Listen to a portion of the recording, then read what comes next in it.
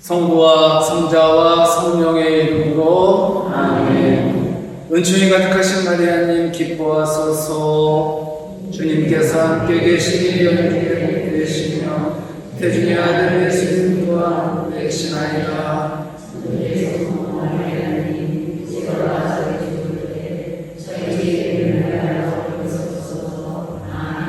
성부와 성자와 성령의 이름으로 아멘. 예, 오늘은 전심으로 드리는 기도, 진심으로 드리는 기도가 아니라 전심으로, 그러니까 즉 온전한 온 마음으로 바치는 드리는 기도라는 것이죠. 우리가 전자 완전할 전자 이렇게 쓰잖아요. 근데 그 전심은 뭐냐면 정말 온전한 온 마음으로, 온전한 마음으로 드린다는 뜻입니다. 미국의 한 제재소 직원에게 어느 날 갑자기 해고 통지서가 날아왔어요. 졸지에 해고당한 그는 내가 얼마나 회사를 내 열심히 일했는데 고작 이런 대우를 받다니 하며 분노에 휩싸였어요. 배신감이죠. 그죠? 나라도 그랬을 거야. 상사에 대한 서운함과 직장에 대한 분노, 그리고 자신이 쓸모없는 존재라는 자괴감이 들면서 그는 안정을 찾을 수가 없었습니다. 그는 복수심에 사로잡혀 바로 옆에 같은 회사를 찾아서 본때를 보여줄까? 거래처를 모조리 가로채버려? 하며 별의별 생각을 다 해보았지만 자신이 할 수 있는 것은 아무것도 없었습니다. 자본도 없었고 기술도 부족했던 거죠. 그는 큰 무력감에 빠졌어요. 그는 무능력한 자신이 너무 싫어서 집을 나가 방황하기 시작했습니다. 그는 몇 달 동안 집 밖을 헤매다가 돌아왔고 바가지를 긁을 줄 알았던 아내는 그를 따뜻하게 맞이해줬어요. 좀 이해가 안 가죠? 이런 상황에서는 보통 여자가 나가 뒤지지 왜 왔어? 왜 이렇게 빨리 왔어? 죽어. 항상 엄청나게 몰았을 텐데 그를 따뜻하게 맞이해줬어요. 그는 자신이 할 수 있는 걸 모두 해봤지만 되는 일이 없었다면서 전부 포기하고 죽고 싶다고 아내에게 말했어요. 그러자 아내가 대답했어요. 당신이 모든 것을 다 해봤다고요? 근데 당신은 그렇게 말하지만 정작 해결할 일은 하지 않았어요. 그게 뭐야? 여보, 이 모든 문제를 하나님께 이 모든 문제를 갖고 하나님께 진지하게 기도해 본 적이 있나요? 아내의 이야기를 들은 이 남자는 망치로 머리를 얻어맞은 듯 했어요. 정말 여태껏 하나님께 진정으로 엎드려 기도하지 않았던 거예요. 내 힘으로 어떻게 뭘 해보려고 했는데 정말 이 문제를 하나님께 갖고 와서 하나님께 상의해 본 적은 없는 거죠. 그때부터 그는 믿져야 본전이라는 심정으로 하나님께 기도하기 시작했어요. 그런데 믿져야 본전 아닙니다. 믿지지를 않아요. 기도하면서 마음속 분노와 복수심을 떨쳐버렸어요. 바로 이것부터도 이익이 믿져야 본전이 아니라 이익이죠. 그죠? 마음이 맑아지니 숨통이 트이면서 생각이 잘 맞았어요. 전에는 떠오르지 않던 새로운 사업 구상과 아이디어가 하나둘 생겨났어요. 그는 집을 담보로 은행에서 융자를 받아 작은 건축업을 시작했습니다. 생각보다 사업이 잘 되었고 자신의 곁에 하나님께서 늘 함께 하심을 경험했습니다. 사업이 번창할 때마다 교만에 빠지지 않고 주님을 위해 살겠다고 꼭 다짐했어요. 그러던 어느 날 그는 수많은 출장을 다니면서 느끼는 바가 있었습니다. 좋은 호텔은 값이 너무 비싸고 싼 호텔은 지내기가 불편할 정도로 지저분했던 거죠.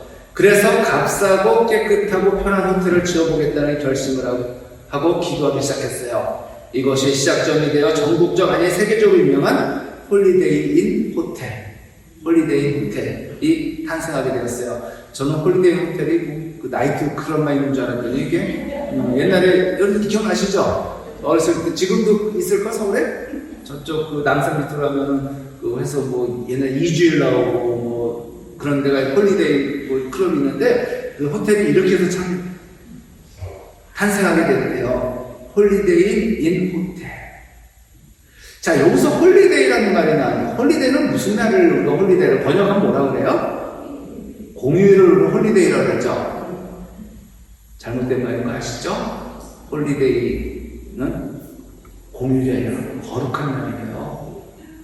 거룩한 날이에요, 홀리데이는. 근데 우리는 쉬는 날로 알고 있는데 아니에요. 홀리데이는 거룩한 날이라 거룩하게 지내야 돼요. 이 멋진 이야기의 주인공이 바로 홀리데이 인 호텔의 창업자 케먼스 윌슨입니다.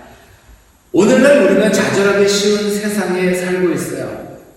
할 수 있는 노력 다 했어. 그래도 되지 않아. 남편은 여전하고 애들 역시 아무런 변화가 없네. 내 삶까지도 점점 더 어두워지고 있어. 이제 끝났어.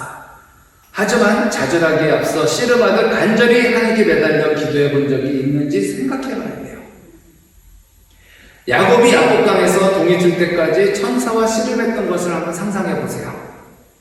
하느님 앞에 문제를 붙들고 나아가 하느님, 제 삶이 당신께 있습니다. 하느님, 어떻게 하면 좋겠습니까? 하고 진지하게 기도해 본 적이 있는지. 나는 다 해봤다고 그보다 더 간절히 기도했다고 한다면 다시 이렇게 질문해 보세요. 삼시세끼 챙겨 먹듯 꼬박꼬박 기도해 봤습니까? 당신이 잠자는 시간만큼 하나님께 그 시간을 들여서 기도해 봤습니까? 우리는 진지하게 이러한 질문 앞에 서야 합니다. 그리고 나를 아프게 하고 넘어뜨리라는 사람들을 생각하는 만큼 우리 주님께서 나를 사랑하시고 나를 위해 십자가에 달려 돌아가신 것을 묵상하고 주님께 모든 것을 내려놓아야 합니다. 누군가가 이런 말을 했어요. 자동차 열쇠 그 자체는 아무 능력이 없습니다. 동력이 발생하는 것은 엔진입니다. 하지만 열쇠로 점화장치를 가동하지 않으면 엔진은 아무 작동을 하지 않습니다. 그쵸? 그래가지고 얼마 전에 어떤 젊은 자매가 왔어요. 이제 부부로 왔는데 뭐 키를 내밀어요. 자동차 키를. 이게 뭐예요? 그랬더니 바쁘시면 자동차 키라도 축복 좀 해주세요. 그러는 거예요. 아, 자동차를 갖고 와야지 무슨 키를 축복하냐고 이런 경우 잘 몰라서 그래가지고 그냥 한 주 지나서 자동차를 축복해 줬는데 그 자매는 나중에 생각해 보니까 뭔가를 아는 거야. 이 키가 없으면 자동차는 돌아가지 않는다는 거죠. 그죠? 자, 예수님께서는 난 너에게 하늘나라의 열쇠를 주겠다라고 약속하셨어요. 열쇠를 주겠다. 그래서 뭐죠? 아무리 큰 문도 조그만 열쇠에 의해서 열려요. 그죠? 이처럼 열쇠는 능력의 보고에 접근할 수 있는 권위와 특권을 부여합니다. 옛날 시어머니들이 끝까지 열쇠 꾸러미 쥐고 안 줬잖아요. 그게 뭐예요? 힘이에요, 힘. 그래서 열쇠 꾸러미를 던져주는 건 그게 무슨 뜻이에요? 너에게 이 집안의 모든 전권을 너에게 준다는 뜻이에요. 나는 이제 물러난다는 뜻이죠. 열쇠를 꽂지 않으면 아무것도 작동이 되지 않습니다. 천천히 받으세요. 괜찮아요. 뭐 이럴 때 왔겠지만 평생 오지도 않다가네. 괜찮아요. 저 없다고 그랬어요. 지금이야 뭐 이제 디지털 시대가 돼가지고 열쇠도 좀 바뀌었어요. 요즘 뭐 여러분들 지금 이거 집 들어갈 때 이거 갖고 들어간 사람 없을걸? 대부분 이제 디지털이지만 이제 그것도 열쇠니까 그렇게 생각하면 돼요. 열쇠가 없이는 열쇠를 꽂지 않으면 아무것도 작동하지 않아요. 열쇠는 엔진이 가지고 있는 강력한 힘은 없지만 엔진을 움직일 위대한 힘이 있는 거예요. 하느님의 힘은 항상 우리를 위해 존재합니다. 하지만 기도의 열쇠를 사용하지 않으면 삶에서 하느님의 힘이 나타나지 않아요. 기도는 우리가 가진 힘을 그 최대로 사용하는 방법이요 도구인 것입니다. 그렇다면 이 기도의 열쇠를 어떻게 사용해야 될까? 첫째, 하느님의 뜻을 분별하는 데 사용해야 합니다. 우리는 자신의 생각대로 세상을 바라보는 눈이 이미 형성되어 있어요. 내 눈에 들지 않으면 쟤는 잘못된 거고 내 눈에 들면 된 거야. 그러니까 자기 그 눈이 잘못된 건지도 모르고 자기 눈. 세 살 버릇 80까지 간다는 말 절대로 틀린 말 아니죠. 그죠? 여러분들의 지금 배우자나 자녀 이렇게 버릇을 보면 옛날이나 지금이나 별 차이 없을 거예요. 근데 여러분들도 마찬가지고 누구에게나 그 버릇이 끝까지 가요. 근데 저는 속담을 좀 바꾸는 걸 좋아하는 사람인데, 3살 버릇이 80까지 간다지만 80이라도 고칠 건 고쳐야 된다. 저는 이렇게 속담을 만들고 싶었어요. 왜? 80이라도 그 버릇이 하늘 날아가는데 장애가 된다면 갖고 갈 거예요? 그렇잖아. 80이 아니라 100이라도 90이라도 100이라도 잘못된 거는 고쳐야 돼요. 그게 기도의 힘이에요. 내가 이 나이, 여태까지 이 나이 먹도록 이렇게 살았어. 나 또 이렇게 살다 죽을 거야. 이렇게 살다 죽으면 하늘나라 누가 간대요? 누가 부활의 삶을 살 수 있대요? 아니잖아요. 내가 지금까지 이렇게 살았지만 이게 잘못된 걸 알았으면 난 이제 고쳐야지. 힘들겠지만 고쳐야지. 그게 하나님께서 나에게 바라시는 거라면 이렇게 생각할 수 있어야 되고 고쳐야 됩니다. 내가 고침으로써 우리 가정이 평안하면 80이라도 고쳐야죠. 우리 요즘 대부분이 할망구잖아요. 할망구가 무슨 뜻인지 아세요? 우리 할망구 그러면 되게 이제 저속한 말로 생각하는데, 망구라는 뜻을 알면 달라져요. 망구는 바랄망이야. 희망하다 할 때 망, 구는 아홉구자겠죠? 즉 90을 바라본다는 거예요. 그러니까 옛날에 할망구는 거의 없었죠. 90을 바라볼 만큼 사는 분들은 없었어요. 즉 80이 넘으면은 망구가 되는 거예요. 이제 90을 바라본다고. 90을 넘어가면은 망백이에요. 100을 바라본다. 근데 우리가 할망백은 안 쓰는데, 할망백을 쓰는데 그 뜻이 잘못 이렇게 됐는데, 우리 많은 분들이 지금 망구, 지금 90을 바라봐요. 90을 바라본 이 나이에 모든 게 참 바꾸기 힘들거든요.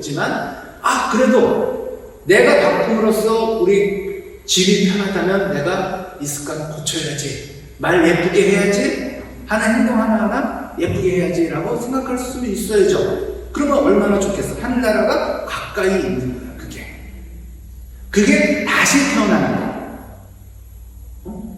90 바라보는 분이 뭘 습관을 바꾼다는 게 얼마나 힘들어요. 그죠? 그렇지만 성령으로 다시 태어나면 가능하다는 것이죠. 여러분들이 망부, 즉 90까지 살지, 망백, 100살까지 살지 여러분들 아무도 몰라요. 정말 아무도 몰라요. 그래서 3살 버릇 80까지 간다지만 80이라도 고칠 건 고치자 라는 속담을 여러분들이나 저나 가슴에 안고 살아갔으면 좋겠어요. 세월이 지나도 이전에 살아왔던 대로 그렇게 살아갑니다. 어느 날 갑자기 개가천선한다는 것은 힘든 일이에요. 근데 불가능하지는 않아요. 왜? 사도 바오로도 그렇게 됐잖아. 많은 성경의 많은 위대한 인물들이 다 잘못을 깨닫고 고친 사람들이에요. 변화된 사람들이에요. 그래서 하느님을 다른 말로 바꾸시는 하느님이라고 표현하고 싶어요. 뭘 바꿔? 남들이 볼 땐 불가능한 것이지만 그걸 바꾸시는 하느님이에요. 자기가 살아왔던 방법대로 살다가 죽는 것이 우리 인간인데, 그렇게 살면은 하늘나라 갈 수 있어요? 아니죠.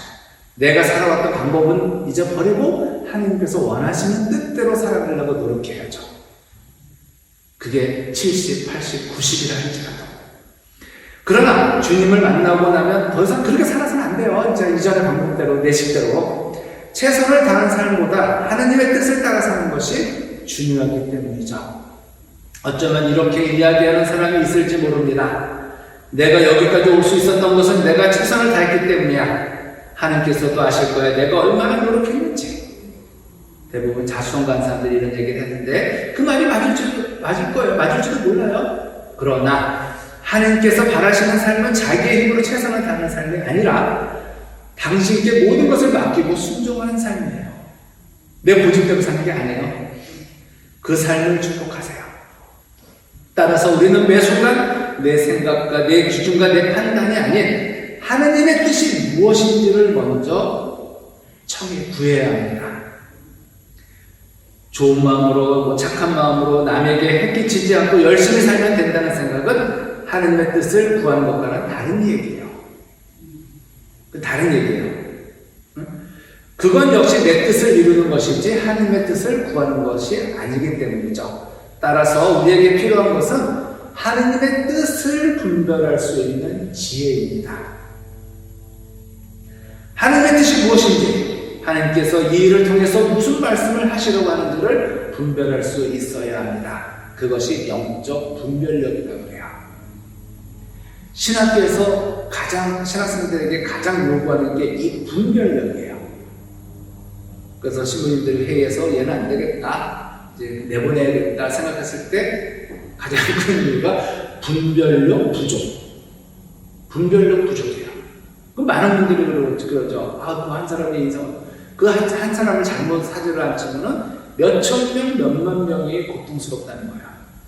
그래서 잘 유도해서 분별력이 부족한 친구들은 잘 해서 이제 다른 길을 찾도록 해주죠. 이게 식별이에요, 식별. 신학교 신부들의 양성자라 그래요. 사제 양성자인데, 양성하는 사람들의 주된 임무는 얘네들을 잘 키워서 신부를 만드는 거겠죠? 그렇지만 이 사람들의 두 번째 가장 큰 직무는 아닌 사람을 또 걸러내는 거예요. 양성에는 그것도 있어요. 신부를 만드는 것도 있지만 신부가 되지 말아야 될 사람을 걸르는 것도 있어요. 참 이게 그래서 힘든 소임이에요. 한 사람 인생을 넌 아닌 것 같으니까 나가라, 뭐 마라, 이거 정말 쉽지 않아요. 근데 정말 아닌 것 같은데 집안으로 나가주면 참 고맙죠. 그리고 행여 사고 쳐서 걸리면 정말 고마워요. 자르기 전에 잘려줘서. 이제 이게 쉽지 않은 거예요, 신학교 신부님들이. 그래서 우리는 영적 분별력으로 사탄의 목소리를 알아차려야 합니다. 여러분들은 이 내면에서 울리는 뭐가 있는데 이게 천사의 음성인지 사탄의 음성인지 분별할 수 있어야 되는 거예요. 사탄은 끊임없이 우리를 유혹하여 우리의 영적 자원을 소진하게 합니다. 우리가 가진 것으로 하느님 앞에서 복되게 살지 못하게 만들죠. 우리가 가진 지혜로 재짓게 만들고 우리가 가진 힘을 엉뚱한 데 쏟아붓게 만들어요. 사탄의 유혹은 간교하기가 이루만 할 수 없습니다. 정신을 바짝 차려야 하지 않으면 헤어나올 수 없어요. 사탄이 어떤 놈인지 아시죠? 예수님도 꼬시는 무서운, 그러면서 예수님이 안 넘어갔어. 그러니까 누가복음 보면은 뭐라 그래요? 다음 기회를 노리며 떠나갔다. 다음 기회에 또 찾아오겠다는 거예요, 예수님한테. 근데 우리는 한 번 이겼다고 끝입니까? 여러분들, 사탄하고 이기려고 하지 마세요. 여러분들, 저는 사탄 못 이겨요. 사탄은 어떻게 대해야 됩니까? 피하는 거예요. 왜? 똥이 무서워서 피합니까? 더러워서 피하지? 그러니까 사탄이 여러분 무서워요? 안 무서워요. 사탄 무서워하지 마세요. 사탄 무서워서 피하는 게 아니라 왜 피해? 더러워서 피하는 거예요. 저게 자꾸 나를 재짓게 하니까. 알았어요? 사탄은 뭐다? 똥이다. 사탄은 똥이다. 무서워서 피하는 게 아니라 더러워서 피한다. 피하셔야 돼요. 사탄하고 싸워서 이길 수 있는 사람 없습니다. 예수님도 어떻게 하면 넘어뜨리라는데 우리는 정말 아무것도 아니죠. 정신 바짝 차려서 잘 피해가야 돼요. 그럴 때마다 사탄의 유혹이 찾아올 때마다 우리가 바쳐야 되는 기도가 뭐예요? 구마기도예요.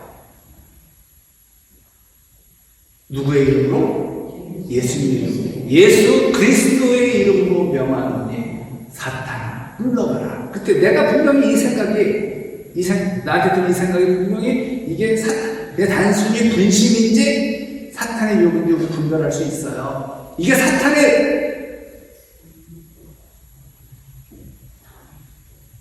좀 거시기 한 말 나오니까 사탄의 글자나 진짜로 시작하는 거 사탄의 짓이라고 생각한다면 여러분들은 예수 그리스도의 이름으로 명하노니 사탄아 물러가라고 사탄을 이제 쏘아붙여야 돼요.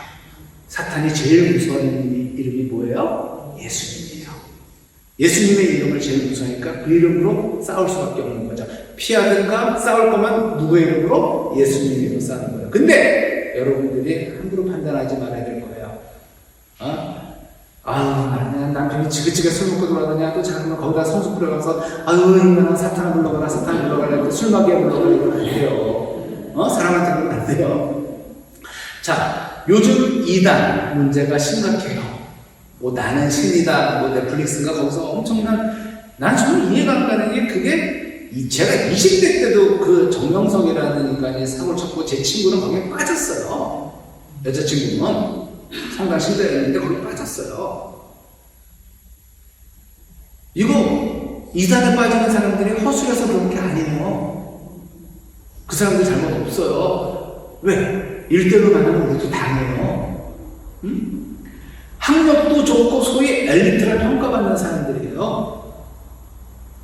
거기 정명석만 못 배웠지 밑에 있는 사람들 다 배웠어요. 그렇게 똑똑한 사람들이 어쩌다 이단에 빠져서 인생을 망치고 있는지 도저히 이해할 수 없는 일이죠. 이거 정말 이해할 수 없는 일일 거예요. 여러분들 같으면 그런데 왜 그런데 왜 가? 이해가 안 가. 이해 안 가실 거예요. 이스카리오 유다를 보세요. 예수님과 3년을 함께 지내면서 수많은 표징과 기적을 보았음에도 불구하고 마지막에 예수님을 팔아넘겼어요.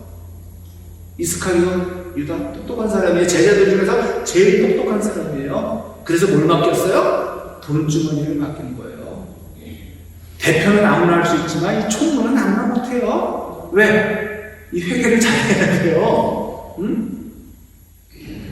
예수님께서 전하신 하늘나라의 희망의 말씀을 들었고 죽은 사람이 살아나고 마귀 들린 자가 회복되는 것을 직접 봤던 유다였는데 근데 결국은 은 30장에 예수님을 팔아넘긴 거예요. 팔아버린 거예요. 이게 상식적으로 가능한 일입니까? 인간이 말하는 합리적이고 이성적인 일인가 이게? 그렇지 않아요. 사탄의 속임수에 걸리는 겁니다. 이렇게 하는 것이 합리적이다, 이렇게 하는 것이 합당하다라는 생각을 우리 안에 갖게 하고 확신하게 한 거예요. 하지만 속았다는 생각이 들 때 그때는 이미 늦은 거죠. 그러니까 못 나오는 거예요. 왜? 그때는 이미 발도 깊숙이 들어있지만 이게 뭐가 문제가 되냐면 그때는 이미 돈이라는 게 이제 개입되어 있어요. 수입이 짭짤해요. 나주 율리아 같은 데 가면은 여러분 나주 율리아 한번 다녀오신 분 손들어서 괜찮아요. 저는 다녀왔으니까. 난 다녀왔어요. 진짜 아무도 안 갔다 오셨어요? 지금 나주 율리아는 천주교도 아니에요. 거긴 파문됐으니까. 저는 97년도에 갔다 왔어요. 본당시 모임에 가자 그래서 이제 물론 그런 처음 받기 전이에요. 거기 가서 이거는 정말 제가 느낀 거예요. 이건 돈이다. 이 사람들은 돈을 벌기 위해서 혈안이 되어 있는 거예요. 그러니까 율리아가 회개를 해서 빠져나오고 싶다고 하더라도 설사 못 빠져나와요. 밑에 있는 사람들이 자기들 수입이 좀 없어지니까. 그러니까 계속 이렇게 못 나오게끔 하는 거 신천지 다 이란이 그런 거예요. 사이비가 뭐예요? 사이비. 이거 영어 아니에요. 사이비가 유사하다. 비슷한 거야. 그러니까 아주 전문 용어가 아리까리. 아리까리 긴가민가. 그럼 그런 말 있죠. 우리 아리까리 하다가 긴가민가. 긴 것 같기도 하고 아닌 것 같기도 하고. 근데 종교가 아니에요. 그럼 이단은 교도에서 정통성을 인정받지 못한 거죠. 이단의 뜻은 뭐냐? 끝이 다른 거예요. 시작은 같아요. 시작은 같은데 다를 일자에다가 끝단자. 끝이 다른 게 이단이에요. 그러니까 속아 넘어가는 거예요. 처음부터 달랐으면 안 넘어가요. 처음부터 달랐으면 안 넘어가는데 처음에는 뭐 성경 갖고 하다가 하다 보니까 끝이 다른 게 이단이에요. 자, 하긴 나중에는 자신이 하고도 믿을 수 없어 괴로움에 스스로 목숨을 끊은 이스라엘 유다처럼 너무나 소중한 것을 잃어버렸다는 것을 그제서야 깨닫게 되는 거예요. 그래서 분별을 하고 있어야 돼요. 우리 그 보이스피싱 같은 거, 그 사람들 잘못 아니잖아요. 당한 사람 잘못 아니잖아요. 그쵸? 어르신들을 이용해서, 또 약장사들이 젊은 대학교 가서 약합니까? 아니에요. 경로당 같은 데 가서 팔아요. 왜? 할머니들, 할아버지들이 쉽게 속으니까. 분별력이 젊은 사람 같지 않으니까. 그래서 내가 그냥 무조건 사지 말라는 거야. 듣지도 말고, 사지도 말고. 먹을 거 주면 먹을 것만 받아갖고 돈 없다고? 그러지. 왜? 다 이유가 있는 거거든요. 세상에 공짜가 있어요? 없어요. 세상에 공짜는 제가 여러분들에게 해준 이 강의밖에 없더라고요. 응? 자, 우리는 우리의 재능과 실력과 열정과 따뜻한 마음이 정말 주님을 위해서, 주님의 뜻을 위해서 창조적으로 사용되고 있는지 따져봐야 합니다. 우리의 입술이, 우리의 물질이 복음을 전하고 생명을 살리는데 사용되고 있는지 확인해 봐야 돼요. 사탄은 우리로 하여금 하나님께서 주신 소중한 영적 자원을 흘려버리게, 그러니까 버리게 만들어요. 낙심하게 만들고 좌절하게 만듭니다. 그것이 옳은 것처럼 확신하게 만들어요. 영적 복음로를 차단해서 내가 가지고 있는 좋은 것들을 계속 탐진하게 만듭니다. 결국 나중에 우리는 만신창이가 돼요. 그리고 둘째, 기도의 열쇠는 자기 욕망의 소리를 분별하는 데 사용해야 돼요. 심리학의 프로젝션이라는 말이 있는데, 빔 프로젝트를 통해 내용이 벽에 비춰지는 것처럼 내 속에 있는 것들을 밖으로 비추는 것을 말해요. 우리 요거 내리면 빔 프로젝트 있으면 저기서 나와서 이렇게 내가 하는 게 이렇게 보이거든요. 근데 제가 못하는 이유는 좀 성능이 떨어져서 잘 안 보여요. 원래는 이렇게 딱 해서 꽂아가지고 여러분들이 이 원고, 강의 원고를 보면서 하면 더 이해가 빠르니까 그렇게 하려고 시도를 했었어요, 처음에. 근데 이걸 해봤더니 흐려요. 그러니까 더 피곤할 것 같아서 장비가, 우리 성당은 좀 장비빨이 안 되네. 이것도 생긴 지 얼마 안 됐을 건데 이게 안 써서 그럴 거예요. 그렇다고 이거 뭐 비싼 돈 들어도 바꿀 수도 없고 한두 푼이 아니라 그냥 하는 건데, 이것은 방어 기제 중에 하나인데 내면의 목소리를 들으며 허상을 깨고 본질을 찾는 작업이에요. 누군가를 미워하는 마음도 사실은 그 사람을 미워하는 것이 아니라 그 속에 담긴 자신의 모습을 발견할 때 생기는 겁니다. 그래서 여러분들이 나 정말 미워하는 사람이, 좀 거북한 사람 미워하는 사람이면 나랑 제일 닮은 사람이에요. 잘 보시면은 한번 내가 미워하는 사람 이렇게 보잖아요? 그러면 어쩜 나랑 그렇게 비슷해? 정말 그렇대요. 한번 보세요. 사도행전 16장을 보면 바오로가 아시아로 가려고 했지만 성령께서 허락하지 않으셨어요. 미사에로, 비티니아로 가려고 했지만 예수님의 영께서 허락하지 않으셨다.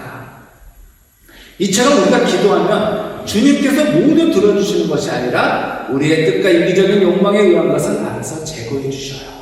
여러분들이 기도한다고 다 들어주실 거라고 착각하지 마세요. 여러분이 아무리 기도해도 아닌 건 안 들어주세요. 그래서 기도의 응답에는 세 가지가 있어요. Yes, 그래, 들어줄게. 이거 안 들어주면 못 죽겠다, 야. 그리고 wait, 기다려. 기다려. 지금은 아니야. 좀 더 기다려. 하면서 우리가 좀 시간을 갖고 기다릴 때가 있어. 그리고 세 번째는 no. 절대 안 돼. 그건 네 거 아니야. 네 거 아니야. 이렇게 하는데 잘못된 거예요. 바오로도 기도했을 때 안 들어주시는 게 많아요. 그렇죠? 바로 그거예요.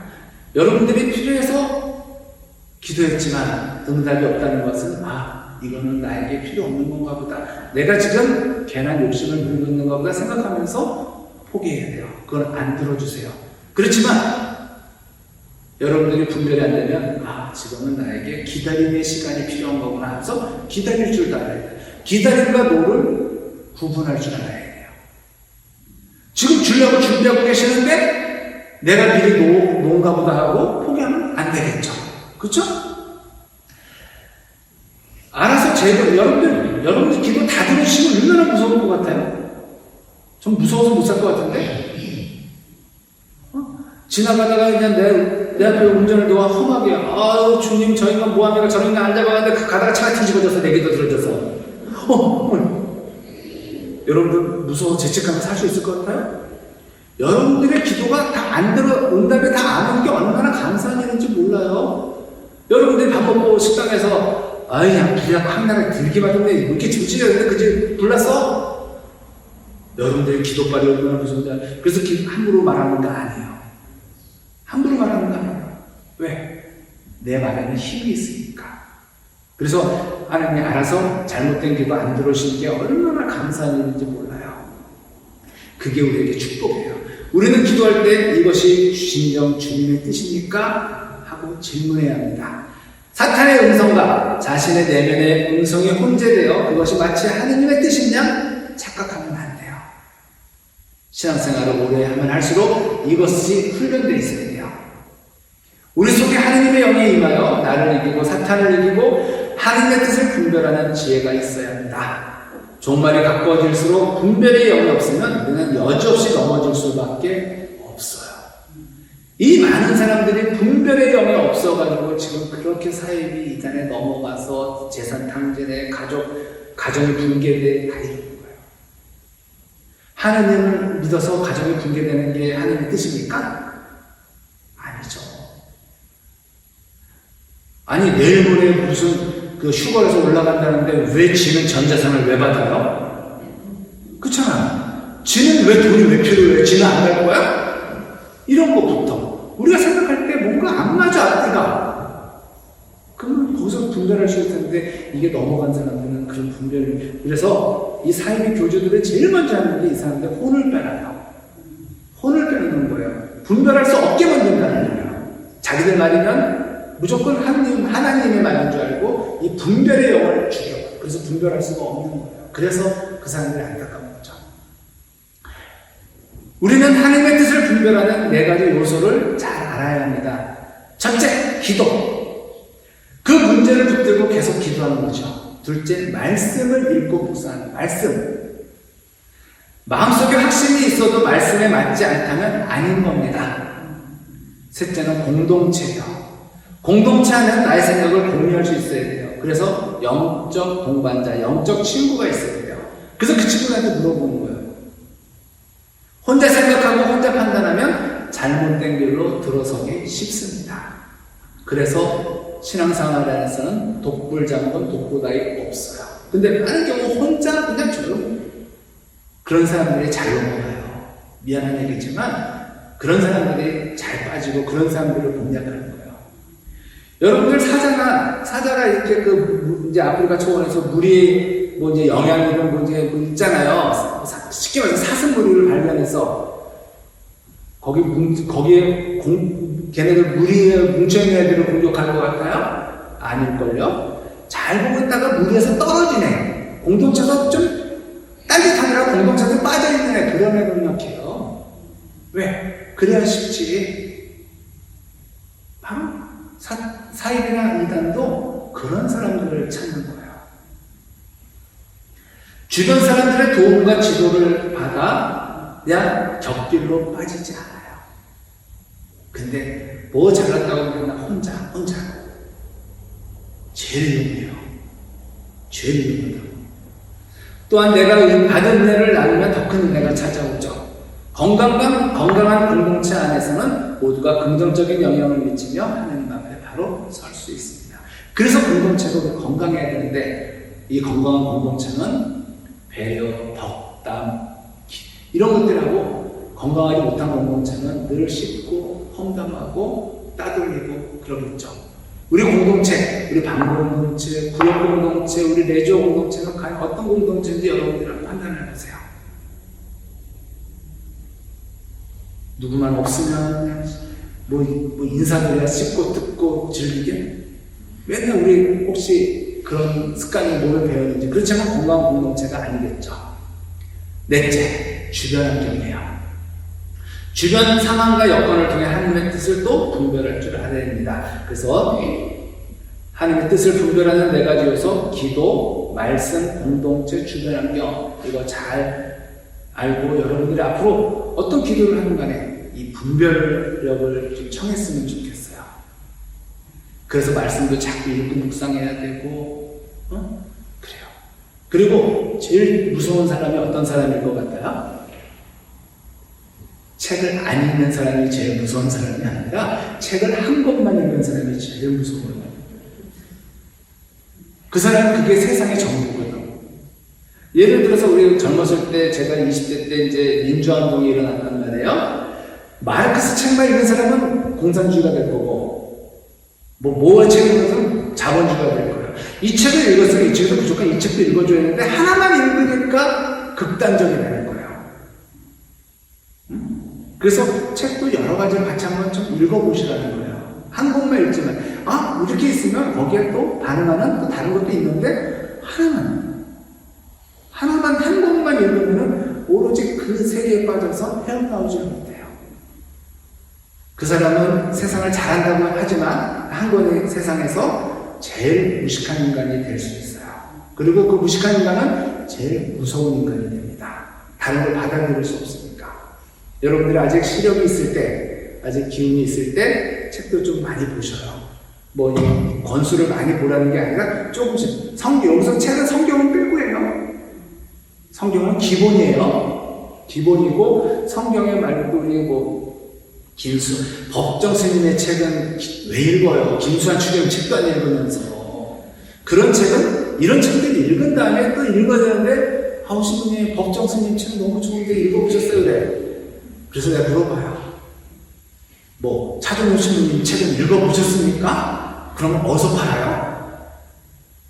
교회에 좋은 책들도 많은데, 왜 그러냐면, 어쨌든 스님이 쓴 책에는 불교의 교리가 들어가 있잖아요. 자기도 모르게 전생 타령하고, 난 다시 태어나면 뭐가 될까? 이런 얘기 한단 말이에요. 왜 거기 깔려있을까? 우리는 부활의 삶을 살아야 되는데, 부활 얘기는 안 하고 전생 얘기는 하고 있는 거야. 그러니까, 책도 잘 읽으라는 거야. 그 책이 나쁘다가 아니에요. 법정 스님 책도 좋아요. 저도 안 읽어봤겠어요? 읽었죠? 그러나 이런 책들을 읽은 다음에 읽어야 이것이 아무 문제가 없는데, 이 책들은, 교회 책은 영성서적을 읽지도 않고 그것부터 읽어. 물론 그 책이 접하기 쉬워서 그랬지만, 그래서 읽어보시고, 혹시 성물방에 있을 거예요. 믿음이 흔들릴 때라는 책이 있는데, 우리 믿음이 흔들려요. 그럴 때 어떻게 해야 되는지 한번 그런 책도 한번 읽어보시고. 참 많아요, 읽을 책. 그러니까 한번 교회 책도 읽어보시면서 이런 책들을 읽으면서 또 내가 분별력이 좋아지는 거예요. 살면서 아리까리 할 때, 긴가민가 할 때 또 본당 신부님이나 아는 수녀님들한테 또 여쭤보시고, 혼자 고민하지 마세요. 혼자 고민해서 결정하는 사람이 제일 위험하다니까 같이 공동체의 힘을 좀 받으시기 바랍니다. 영광이 성부와 성자와 성령께, 성부와 성자와 성령의 이름으로. 아멘. 수고하셨습니다.